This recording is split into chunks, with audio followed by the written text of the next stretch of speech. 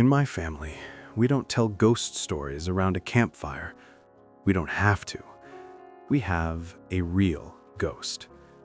A quiet, patient specter that doesn't haunt houses, but minds. It's a genetic fog, a thief that waits decades, and then, when you're happiest, when you have the most to lose, it slips in and begins to steal you from yourself, one precious memory at a time. I was its unwilling witness. I watched it dismantle my father, a brilliant historian, a man who could recite the lineages of kings, until he was a gentle, smiling stranger who could no longer remember the names of his own children.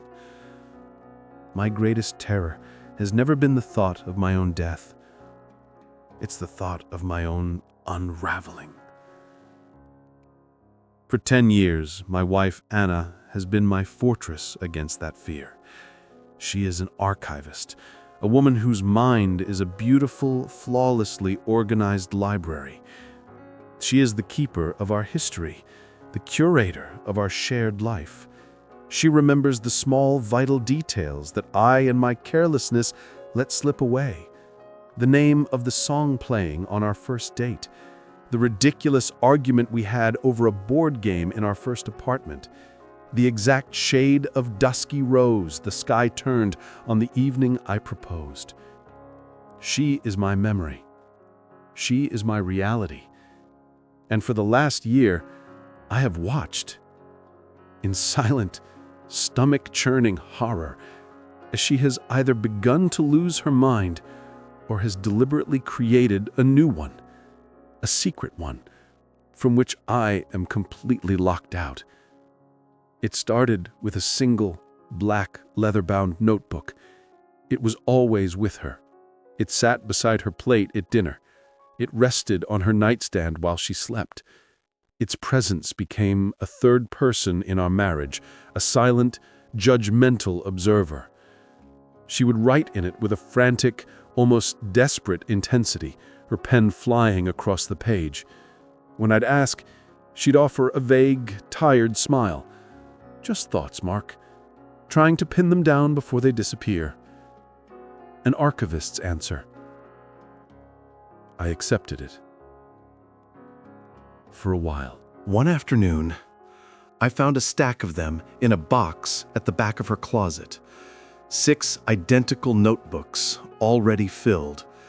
My hands trembled as I opened the first one. I expected a diary, a chronicle of her days. What I found was a labyrinth.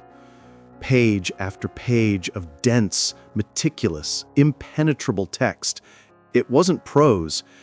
It looked like a complex code, a symphony of symbols, color-coded highlighting, strange abbreviations, and intricate diagrams that looked like family trees for ideas. My first thought was a cold, familiar dread. The fog. This was it.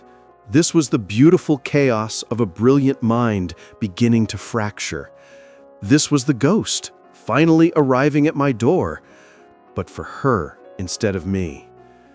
But as I spent hours poring over the pages, a new, more sinister interpretation took root. This wasn't chaos. This was order. A complex, hidden, perfect order that I was not meant to understand. My fear of her illness was slowly, poisonously replaced by the certainty of her betrayal. This was a secret language, and you don't create a secret language unless you have someone to share it with. I became a detective in my own home. Her long hours spent working on a new cataloging system at the museum became clandestine meetings. The dark circles under her eyes were not from stress, but from the exhaustion of maintaining a double life. I found receipts for expensive archival pens and specialized paper, extravagances that seemed absurd, unless they were for a project of supreme importance, a project that wasn't for us. The notebooks were her real life. I was just the quiet, oblivious roommate. I imagined a lover, an academic, perhaps. Someone from her past who shared this intricate, intellectual world with her.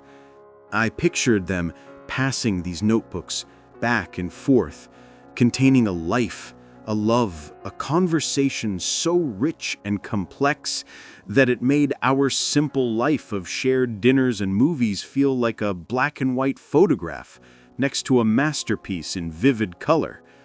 My love, the bedrock of my world, began to feel like a pathetic, childish thing. The final, brutal piece of evidence came last week. I took her current notebook from her bag while she was in the shower.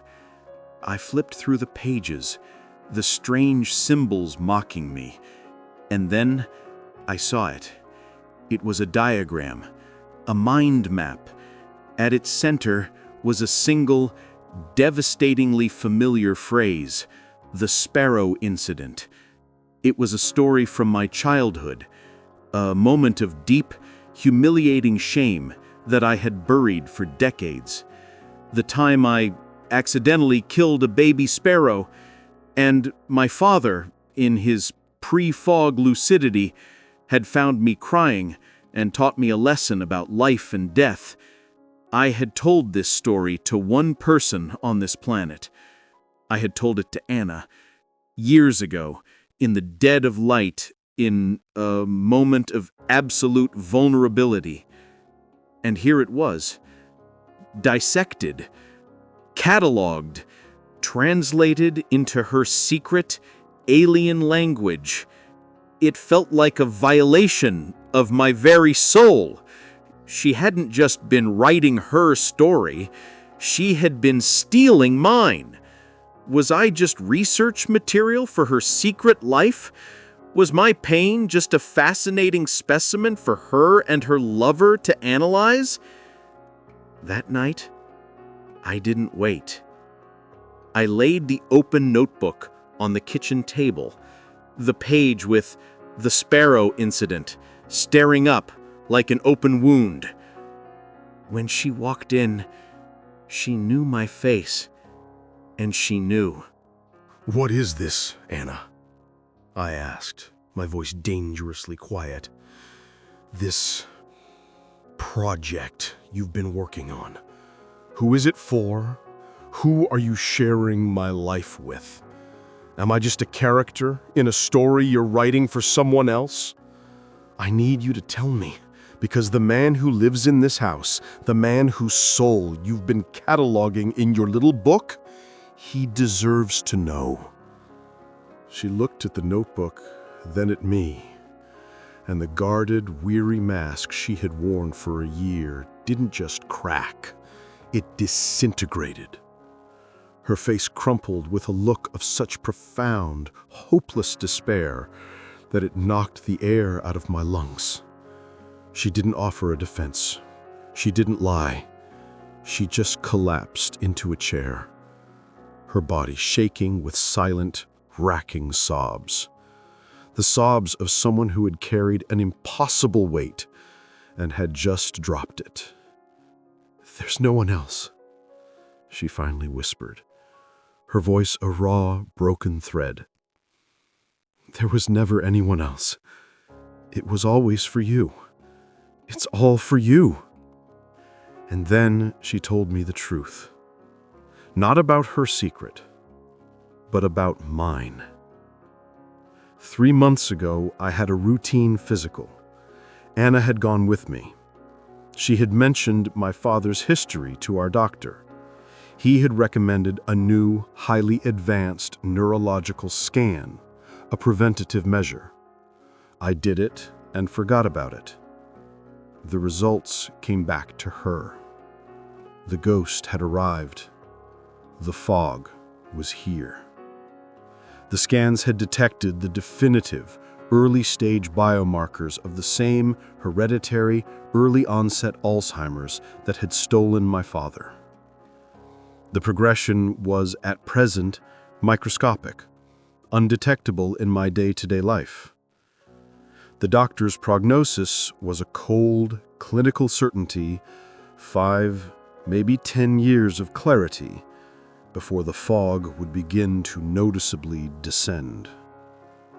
It was a death sentence with a long, slow execution.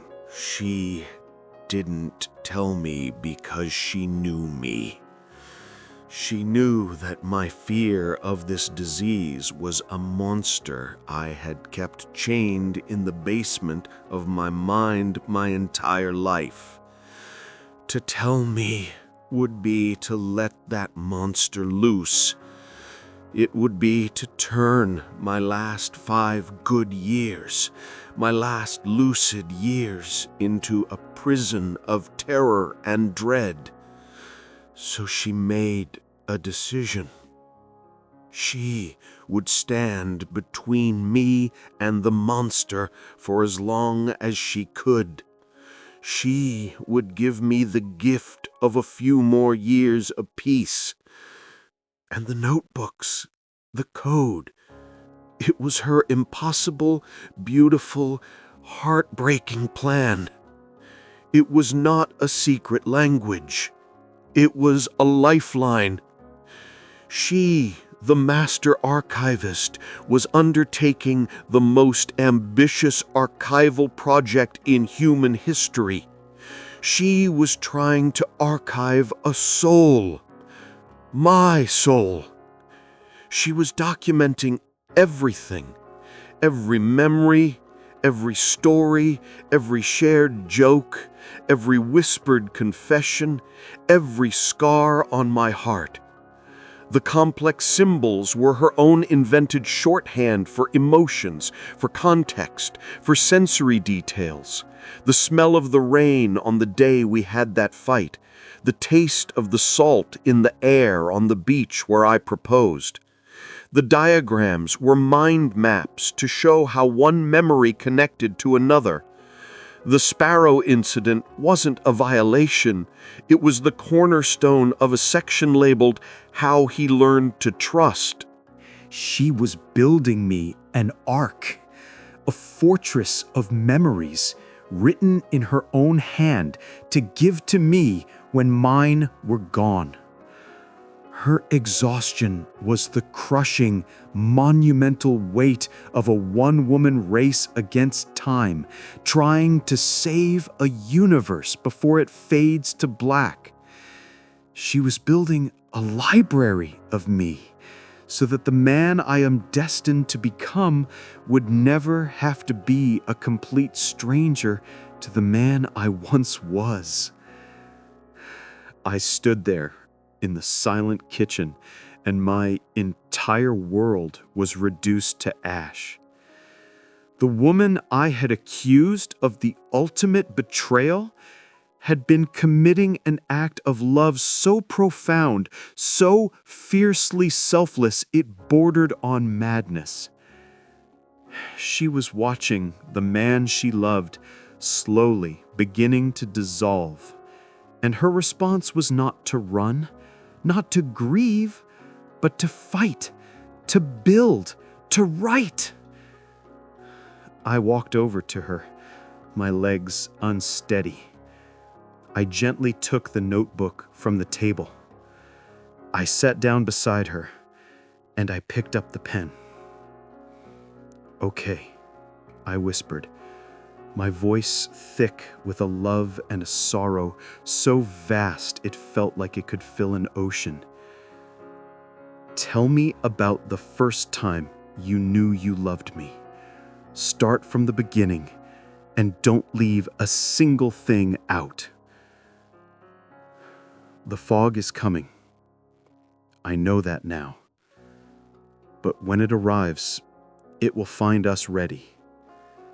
It will find a lighthouse in the heart of the storm, a library in the middle of the wasteland, built by the love of a woman who refused to let me disappear.